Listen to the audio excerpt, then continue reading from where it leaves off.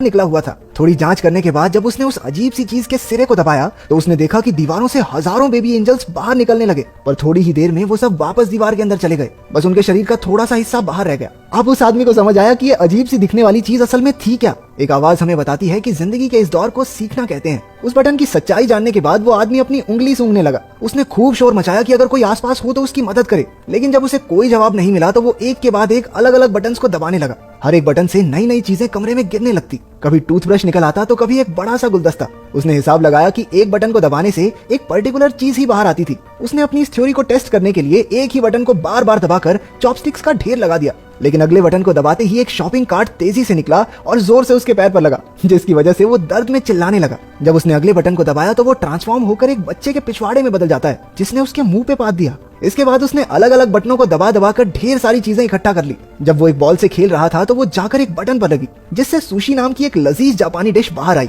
वो खुश था क्योंकि उसे वाकई में बहुत भूख लगी थी। वो सोच रहा था कि सुशी के साथ साथ सोया सॉस भी मिल जाए तो मजा आ जाएगा, पर उसके बार बार बटन दबाने के बाद भी हर बार सिर्फ सुशी ही निकलती। तो वो चुपचाप जो मिला है खाने लगा। खाना खत्म हो जाने के बाद जब उसने और मंगवाने के लिए फिर से बटन दबाया तो अब की बार सोया सॉस की एक बोतल उसके सामने आ गई। उसने गुस्से में बोतल को दूर फेंक दिया कि जब जरूरत थी तब तो आई नहीं। हाँ।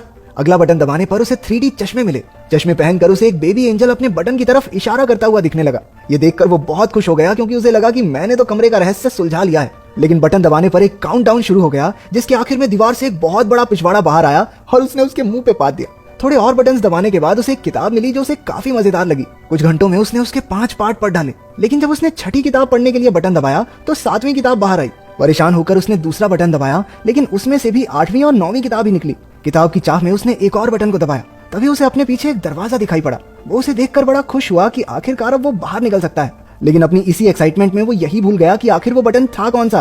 तो वो ऐसे ही कोई भी बटन दबाने लगा। पहला बटन दबाने से एक अफ्रीकन आदमी एक दीवार से दूसरी की तरफ भागते हुए गया। दूसरे वाले से उसके सर पर पानी गिरने लगा, लेकिन आखिरकार तीसरी बार में दरवाजा खुल गया।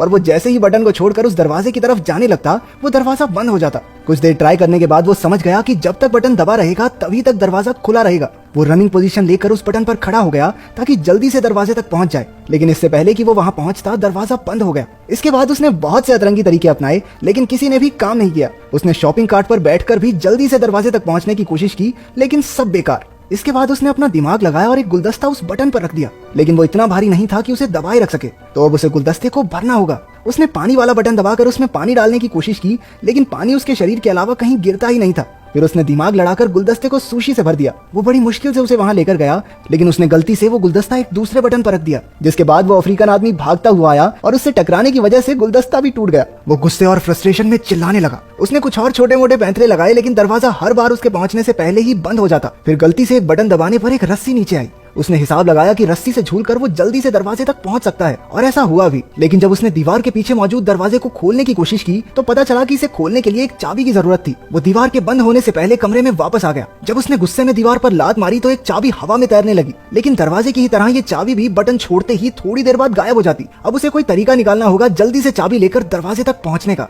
लेकिन जब उसने चाबी वाला बटन फिर से दबाया तो दीवार में से एक कुत्ता बाहर निकलकर उस पर भौंकने लगा। वो फिर से कंफ्यूज हो गया क्योंकि सारे बटन एक जैसे तो दिखते थे। इसके बाद उसने सही बटन ढूंढकर उस पर सुशी का एक टुकड़ा रख दिया। एक दो बार फेल होने के बाद आखिरकार वो चाबी लेकर दरवाजे तक पहुंच ही गया, लेकिन अभी मुसीबत खत्म नहीं हुई थी। दरवाजे के ऊपर की तरफ एक नंबर वाला लॉक भी था। वो जल्दी से कमरे की तरफ गया, लेकिन बाहर निकलते हुए फिर से दीवार जोर से उसके पिछवाड़े पर लगी। उसने फ्रस्ट्रेशन में प्लंजर दूसरी तरफ फेंका और उसके एक बटन पर लगने से वो अफ्रीकन आदमी फिर से बाहर आया। लेकिन अब की बार उसने नोटिस किया कि उस अफ्रीकन आदमी के सर पर 3 नंबर लिखे हुए थे, और शायद उसी नंबर से वो ताला खुलेगा। क्योंकि दीवार बार बार बंद हो जाती थी तो उसने 3 बार में वो ताला भी खोल दिया। दरवाजा थोड़ा जाम सा लग रहा था तो उसे थोड़ी एक्स्ट्रा जान लगानी पड़ी, और इतने में दीवार भी वापस नीचे चली गई। वहां पर इतनी जगह थी ही नहीं कि वो दरवाजे को पूरा खोल सके। वो हताश हो गया और वहीं बैठकर रोने लगा। उसे कमरे के अंदर का समय याद आ रहा था। उसे एहसास हुआ कि कमरे में उसके पास कितना कुछ था। हाँ, वो बाहर नहीं जा सकता था, लेकिन जो चीजें उसके पास थी उसने समय रहते उनकी कदर नहीं की। अचानक अपनी बाईं ओर से उसे हवा का झोंका महसूस हुआ। वो उस नकली दीवार को खोलकर बाहर की तरफ भागा। वो पूरी जगह बिल्कुल एक जैसी थी। ऐसा लग रहा था मानो वो एक ही जगह पर भाग रहा हो। भागते भागते वो एक दूसरे कमरे में पहुंचा जहां रोशनी थोड़ी कम थी। उसके अंदर आते ही दरवाजा बंद हो गया। एक आवाज हमें बताती है कि जिंदगी के इस पड़ाव को प्रैक्टिस कहते हैं। कमरे में उस आदमी ने अलग अलग बटन दबाने शुरू कर दिए। किसी बटन से एक सिंगर के मुंह से गाते हुए आग निकलने लगी, तो किसी बटन से रशिया के एक जादूगर का जादू फेल हो गया। तीसरा बटन दबाने पर चाइना में एक आदमी अपने ही कुत्तों पर भौंकने लगा। उस आदमी ने देखा कि पिछले कमरे की तरह इस कमरे में छत नहीं थी, बल्कि ऊपर से रोशनी आ रही थी जिसमें एंजल्स उड़ रहे थे। इस बार उसके दिमाग में बहुत अलग चीज आई। उसने बटन्स को दबाने की बजाय उन्हें पकड़कर ऊपर चढ़ना शुरू कर दिया। वो कामयाब रहा और हर बटन के दबने से दुनिया के अलग अलग कोनों में कमाल की चीजें होने लगी। कहीं फूल खिलते तो कहीं कोई हाथी फिसल जाता। जैसे जैसे वो ऊपर जाता गया तो कहीं टोस्ट बनने लगे तो कहीं इंसान चांद तक पहुंच गए। जब तक वो ऊपर पहुंचा उसकी दाढ़ी और बाल बहुत बढ़ चुके थे। अब उसे दीवार पकड़ने की जरूरत नहीं थी, वो भी बाकी एंजल्स की तरह हवा में उड़ता जा रहा था। एक आवाज हमें बताती है कि उसने अब भगवान का दर्जा पा लिया है और अब पूरी दुनिया उसके हिसाब से चलेगी। आखिर तक आते आते उसके चारों ओर सफेद पंख उड़ने लगे जो उसे आखिरी कमरे तक ले गए। इस कमरे की दीवार पर पूरी धरती का नक्शा बना था और वहां अब तक का सबसे बड़ा बटन भी मौजूद था। वो उसे दबाने के लिए आगे बढ़ा और स्क्रीन काली हो गई।